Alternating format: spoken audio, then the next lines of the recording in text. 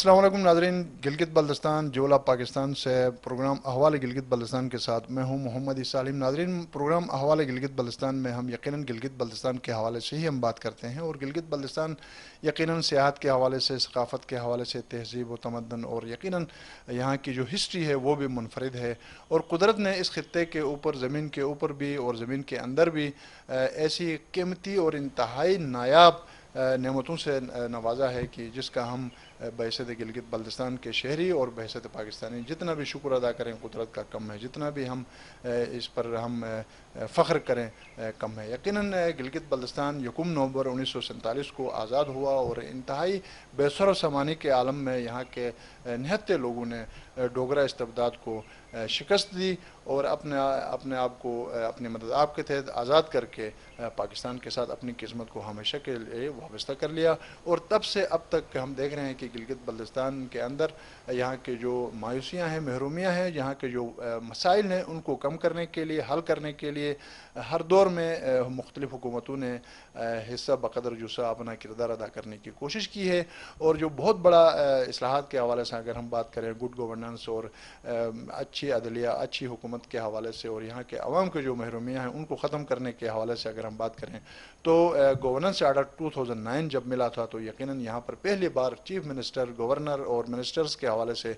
ہم نے دیکھا کہ یہاں پر جھنڈوں کے ساتھ ایک سرکار جو ہے وہ عوام کے سامنے آ گئی، اور منتخب حکومت کو وہ تمام اختیارات دینے کی کوشش کی گئی جس کا وہ ایک عرصے سے منتظر تھے۔ اور یقیناً اس وقت ہم دیکھ رہے ہیں پاکستان میں تحریک انصاف کی حکومت ہے، اور گلگت بلتستان میں بھی پاکستان تحریک انصاف کی حکومت ہے۔ 6 ماہ کے اندر عبوری آئینی صوبے کے حوالے سے کس طرح کی پیش رفت ہو گئی ہے، تو سر میں آپ کو شو میں ویلکم کہتا ہوں، اور یقیناً آپ نے ہمیں اپنا قیمتی وقت سے نوازا، آپ کا بہت بہت شکریہ۔ تو سر یقیناً بہت سارے آپ کے سامنے مسائل ہوں گے جو حل طلب ہیں، تو ان میں سے ایک عبوری آئینی صوبہ ہے۔ یقیناً آپ کے وفاقی حکومت اور بالخصوص عمران خان صاحب نے بھی اس حوالے سے الیکشن کے دنوں میں بات کی، اور آپ کے جو باقی جو منسٹر صاحبان ہیں، اراکین اسمبلی ہے، جو پارٹی کے لوگ ہیں، وہ بھی چاہتے ہوں گے کہ عبوری آئینی صوبہ بنے۔ تو اس وقت آپ کی جو اپوزیشن جماعتیں ہیں وہ بھی دیکھ رہے ہیں، انتظار کر رہے ہیں کہ عبوری آئینی صوبہ کب بن رہا ہے۔ تو اس وقت ہم عبوری آئینی صوبہ کے حوالے سے ہم بات کریں گے، تو عبوری آئینی صوبہ اس وقت کہاں کھڑا نظر آتا ہے؟ بسم اللہ الرحمن الرحیم۔ سب سے پہلے K2 چینل کے احوال گلگت بلتستان کی وساطت سے آپ کا میں دل و جان سے شکریہ ادا کرتا ہوں کہ آپ نے ہمارے گلگت بلتستان کے غیور عوام سے آئینی عبوری صوبہ کے تناظر میں بات چیت کرنے کا موقع دے دیا، اس کے لیے شکریہ۔ جہاں تک آپ نے ایک بہت ہی اچھا اور مدلل سوال کیا ہے کہ آئینی عبوری صوبہ بن رہا ہے یا کیا بن رہا ہے، تو یہ میں آپ کو بتاؤں کہ پی ٹی آئی کی گورنمنٹ کے لیے جی بی میں یہ بہت ہی ایک اعزاز ہے ہمارے لیے کہ ہم نے اپنے شروع کے ہی ایام میں گلگت بلتستان کو آئینی عبوری صوبہ بنا کے گلگت بلتستان کے ہمارے 20 لاکھ لوگوں کی 72 سالہ دیرینہ خواہش کو پورا کرنے کے لیے ہم نے سب سے پہلے قرارداد لا کے اپنے اوائل کے ایام میں ہی اس کو ایک باضابطہ طور پہ اسمبلی سے پاس کر کے ہم نے اپنی کشمیر افیئر اور گلگت بلتستان کے جو امور کے وزارت ہے ادھر ہم نے بھیجی ہوئی ہے، اور انشاءاللہ ادھر سے ان سفارشات کے ساتھ یہ چیز نیشنل اسمبلی میں بحث کے لیے جائے گی، اور پھر الٹیمیٹلی سینٹ سے یہ پاس ہوگا۔ تو میں یہاں آپ کو یہ ضرور بتا دوں کہ ہمیں اس بات پہ خوشی ہے کہ نہ صرف گورنمنٹ کے اراکین یا ہماری گورنمنٹ پی ٹی آئی گلگت بلتستان کی، بلکہ ہمارے ساتھ جو ہمارے ساتھ کولیشن پارٹنرز، حکومتی جو پارٹنرز پارٹی کے اراکین ہیں وہ بھی، اور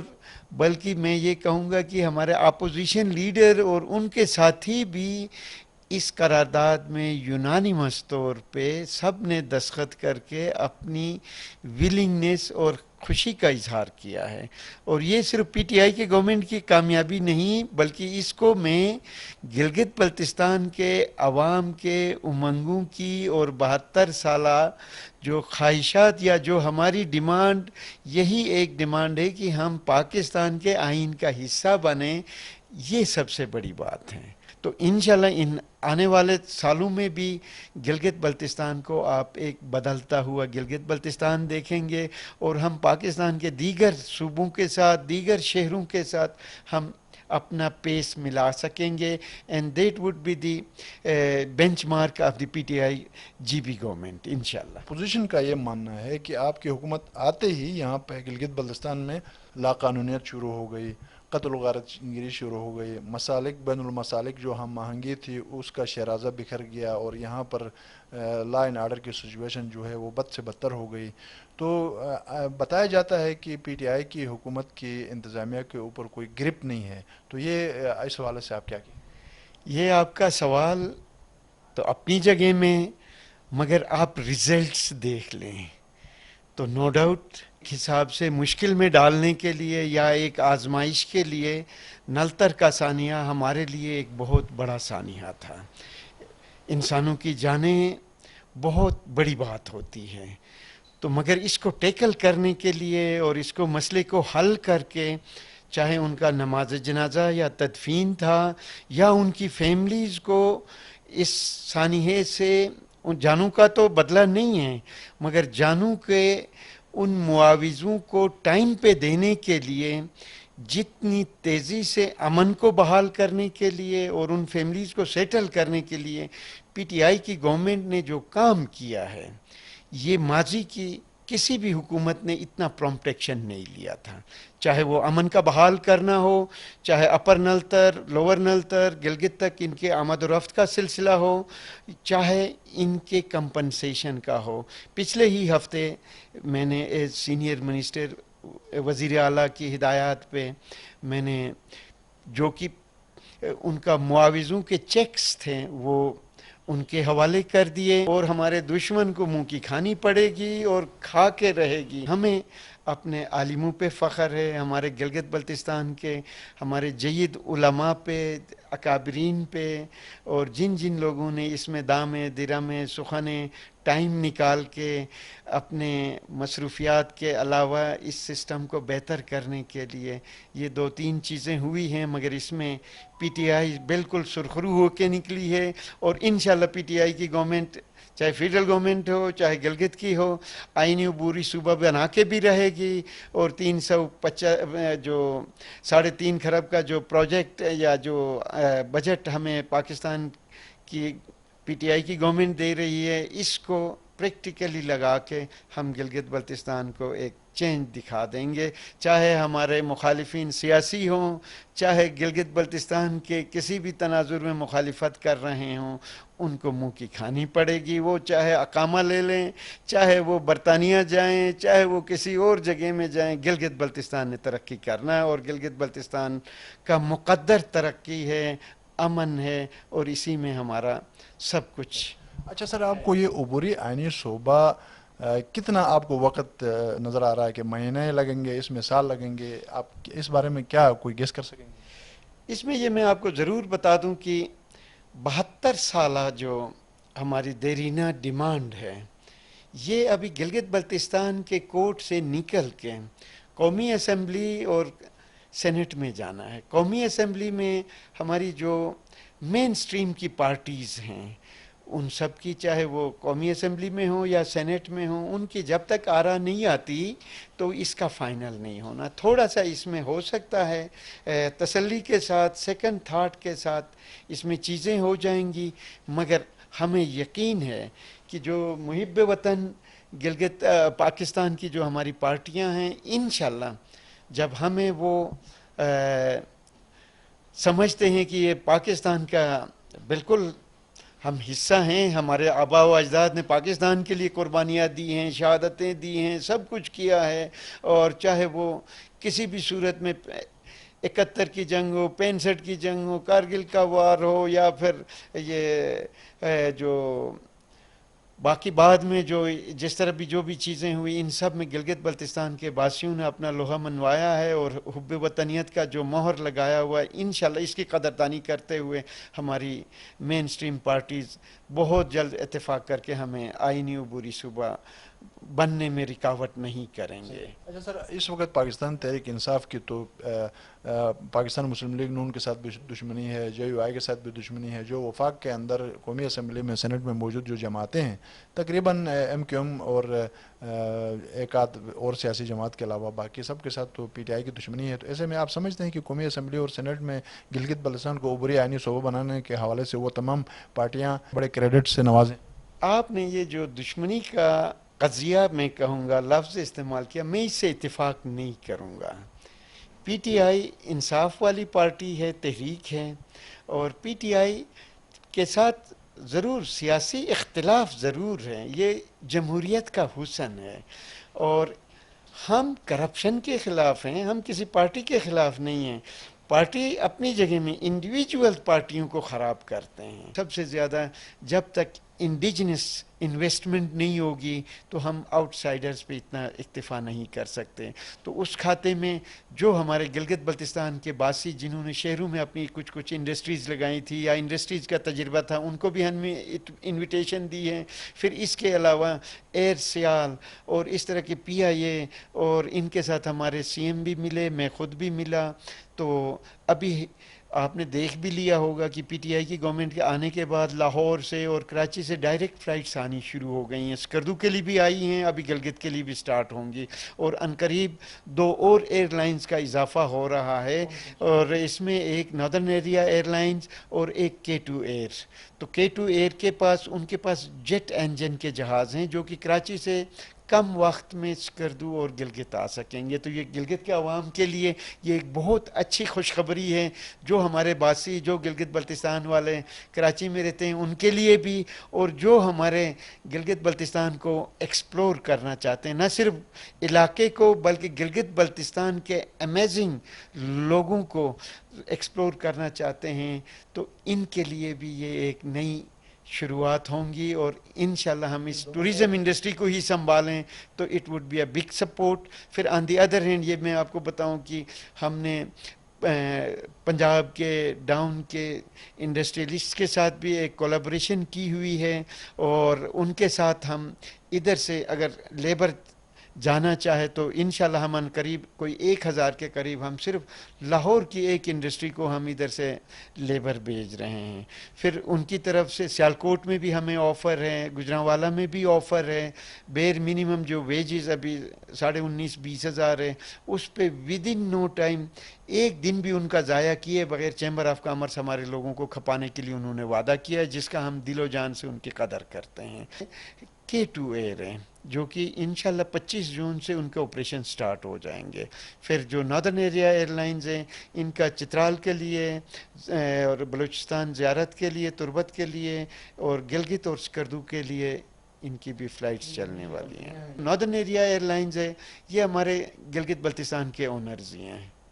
तो उसमें 100% गिलगित के ओनर्स हैं। तो इंशाल्लाह वो उनके ओनर्स का आपको पता लग जाएगा। बट फ्रंट पे हमारे राजा नजीमुल अमीन हैं जो इन्वेस्टमेंट बोर्ड के वाइस चेयरमैन थे पिछले गवर्नमेंट में। K2 के कोई और साहब हैं, I am forgetting his name, तो उनको भी बिल्कुल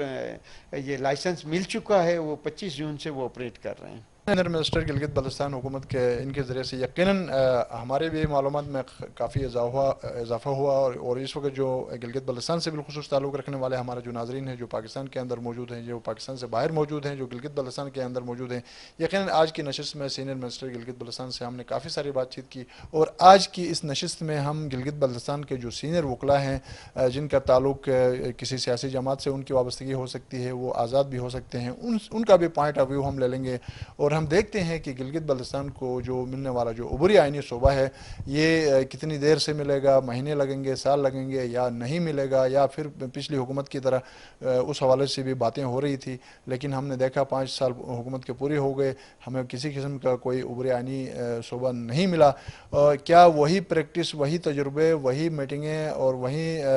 सिफारिशात का सिलसिला اور کاغذوں کا وہ گورکھ دھندا وہ اس بار بھی ہوگا یا پھر انصاف کی حکومت جو ہے انصاف کے تقاضے پورے کر کے گلگت بلتستان کے لوگوں کو عبوری آئینی شعبہ دینے میں کامیاب ہو؟ جی ناظرین، پروگرام احوال گلگت بلتستان میں ہم نے آپ کی ملاقات گلگت بلتستان کے سینئر وزیر سے کرائی اور اس حوالے سے گلگت بلتستان کو عبوری آئینی شعبہ بنانے کے حوالے سے انہوں نے بات کی، اور گلگت بلتستان میں 2 نئی ایئر لائنس جو ہے وہ اپنا کام شروع کرنے جا رہی ہیں، اس حوالے سے انہوں نے ہمیں بریکنگ نیوز دی۔ سابق حکومت کے صوبائی وزیر قانون محترم اورنگزیب ایڈوکیٹ کا موقف جاننے کی ہم کوشش کرتے ہیں کہ وہ گلگت بلتستان کو آئینی شعبہ بنانے کے حوالے سے کس طرح کی پیش رفت ہو رہی ہے یا ہونے جا رہی ہے، یہ آئینی شعبہ بنے گا نہیں بنے گا، اس حوالے سے ان کا کیا پوائنٹ آف ویو ہے، ذرا ہم آپ کو وہ دکھاتے ہیں۔ عیسیٰ صاحب، آپ کا اور آپ کے چینل کا انتہائی مشکور ہے کہ پچھلے کئی سالوں سے تمام قومی اور ان ایشوز کے اوپر آپ نے عام آدمی کی رائے حکومت اور ایوانوں میں بیٹھے ہوئے لوگوں تک پہنچائی۔ عبوری آئینی صوبے کی جہاں تک بات ہے تو اس میں تو اب ڈیبیٹ اس بات سے آگے نکل گئی ہوئی ہے کہ یہ ہمیں چاہیے یا نہیں چاہیے۔ اسمبلی کی ریزولوشنز، عوام کی نمائندہ اسمبلی اس بات کی توثیق کر چکی ہے کہ سرتاج عزیز کمیٹی کی جو رپورٹ تھی اس کے تھرو جو ہے نا عبوری سٹیٹس کا جو کانسٹیٹیوشنل رائٹس کا صدراعظم سے ایک ڈیمانڈ ہے وہ اس کا بہترین حل ہے۔ اور اس کے بعد سپریم کورٹ آف پاکستان میں ہماری بار کونسلز اور بار ایسوسیشنز جس طرح سے انہوں نے لیگل فائٹ کی جی بی کے عوام کی، وہ بھی قابل تحسین ہے، اور سپریم کورٹ کا ایک ڈیسیجن آیا کہ 14 دن کے اندر 2019 کا یہ فیصلہ ہے کہ 14 دن کے اندر اس ججمنٹ کے اوپر امپلیمنٹ کیا جائے۔ اس ٹائم جو وفاقی حکومت جتنی اپائنٹمنٹس کر رہی ہے، جتنے فیصلے کر رہی ہے، یہ سب کے سب توہین عدالت کے زمرے میں آتا ہے سپریم کورٹ کے فیصلے کے بعد۔ اور اب یہاں پر آ کے ایک الیکشن کمپین کے دوران پرائم منسٹر جو بیٹھے ہوئے ہیں، جن کو ہم سلیکٹڈ کہتے ہیں، جو وقت کے ساتھ ساتھ ثابت بھی ہو رہا ہے، انہوں نے یہاں پر آ کے عوام کو کہا جی عبوری آئینی صوبہ بس آپ یہ سمجھ لے بن گیا ہے۔ وفاقی وزراء نے کہا بن گیا ہے، تو وہ بن گیا ہے لیکن وہ ابھی تک شاید کسی فائل کے اندر، کسی منسٹری کے کسی سیکشن آفیسر کے ڈرار کے اندر پڑا ہوا ہوگا۔ اور میں اس موجودہ اسمبلی میں حکومت اور اپوزیشن کے دونوں ساتھیوں سے، جو ہمارے کولیگز بیٹھے ہیں، ہمارے دوست ہیں، ہمارے بھائی ہیں،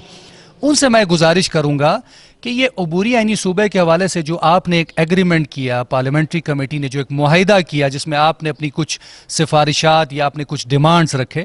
وہ ڈیمانڈ آج تک پبلک نہیں کیے گئے ہیں۔ اس کی وجہ کیا ہے؟ اس میں ایسی کون سی ڈیمانڈ ہے جو صوبائی حکومت یا وفاقی حکومت جنرل پبلک کے لیے اس کو پبلک نہیں کر رہی تاکہ ایک اوپینین آ سکے؟ دیکھیں، اس میں عیسیٰ صاحب اب آگے بڑھ کے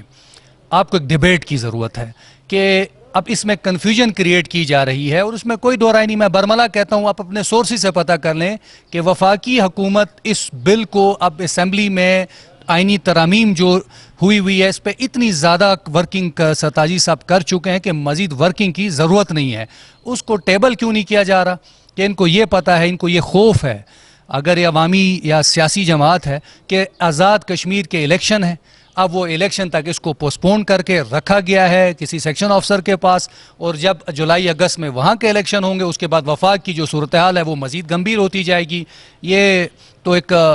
کوئی جمہوری یا کوئی سیاسی آدمی تو خان صاحب ہے نہیں، ان کا کام ہے اپوزیشن کو بلڈوز کرنا۔ نہ ان کے تعلقات جے یو آئی سے اچھے ہیں، نہ ان کے نون لیگ سے اچھے ہیں، نہ پیپلز پارٹی سے اچھے ہیں، صرف اور صرف اوپر اللہ اور نیچے پنڈی کی طرف ان کا رخ ہے کہ وہ مجھے بچا لیں گے اور وہی جو ہے مجھے عبوری آئینی صوبہ بنا کر دیں گے۔ ہم اس چیز کے بارے میں اپنے ریاستی اداروں کے انتہائی مشکور ہیں کہ انہوں نے اس حساسیت کو سمجھا اور وہ سمجھتے ہیں یہ وقت کی ضرورت ہے کہ گلگت بلتستان کو آئینی دھارے میں شامل کیا جائے۔ جی ناظرین، آپ نے سابق وزیر قانون محترم اورنگزیب ایڈوکیٹ کا موقف آپ نے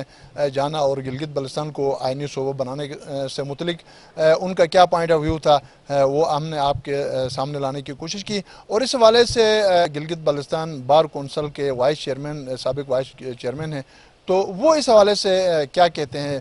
جی جاوید صاحب، آپ گلگت بلتستان کو آئینی صوبہ بنانے کے حوالے سے اور اس کے فائدے اور نقصانات کے حوالے سے آپ کا کیا پوائنٹ آف ویو ہے؟ آپ کا چینل اس حوالے سے شعور کو پھیلانے میں بڑا اہم کردار ادا کر رہا ہے۔ جیسا کہ آپ نے سوال کیا اور ٹائم بہت مختصر ہے، یہ سوال ایسا ہے کہ اس پہ گھنٹوں بات کی جا سکتی ہے تفصیلاً، لیکن ان شارٹ اگر ہم اس کو مختصراً عوام کے سامنے اس کے کرکس اور بلٹ پوائنٹس اگر لانا چاہیں تو پہلی بات تو یہ ہے کہ دیکھیں دنیا میں اس وقت جو اسٹیٹس ہیں وہ یا تو ایک ریلیجیس آٹوکریسی کی شکل میں ہو سکتی ہے، یا ایمپرر ہو سکتے ہیں، یا ڈیموکریٹک اسٹیٹ ہو سکتے ہیں۔ پاکستان اللہ کے لیے ایک جمہوری ریاست ہے، ایک ڈیموکریٹک اسٹیٹ ہے۔ تو کوئی بھی ڈیموکریٹک اسٹیٹ جو ہوتی ہے اس کو کریٹ کرنے والا جو ٹول ہوتا ہے اس کو کنسٹیٹیوشن کہا جاتا ہے۔ وہ ڈیموکریٹک اسٹیٹ جو ہے وہ کنسٹیٹیوشن کے پیرامیٹرز کے اندر وہ اسٹیبلش ہوتی ہے، اور 73 سالوں سے گلگت بلتستان جو ہے ریاست پاکستان کے ساتھ ڈیفیکٹو ایفیلیشن میں تو رہا ہے، کسی نہ کسی شکل میں اس کی ڈیفیکٹو جو ہمارا جو رابطہ رہا ہے، کنیکشن رہا ہے، وہ کسی نہ کسی شکل میں رہا ہے، لیکن کنسٹیٹیوشن آف پاکستان جو ریاست پاکستان کا کریٹر ہے، جو ریاست پاکستان کے جو آئینی اداروں اور ان کے اتھارٹیز کی ذمہ داریوں کو، ان کے اختیارات کو عوام کے حقوق کے ساتھ جو مربوط کرتا ہے، جو ریلیٹ کرتا ہے، اس کو آئین کہا جاتا ہے۔ اور اس آئین کے اندر جب تک Gilgit Baltistan as a federating unit شامل نہیں ہوتا ہے تب تک گلگت بلتستان کے لیے حقوق کا تصور کرنا محال ہے، کیونکہ آئین حقوق کو کریٹ کرتا ہے،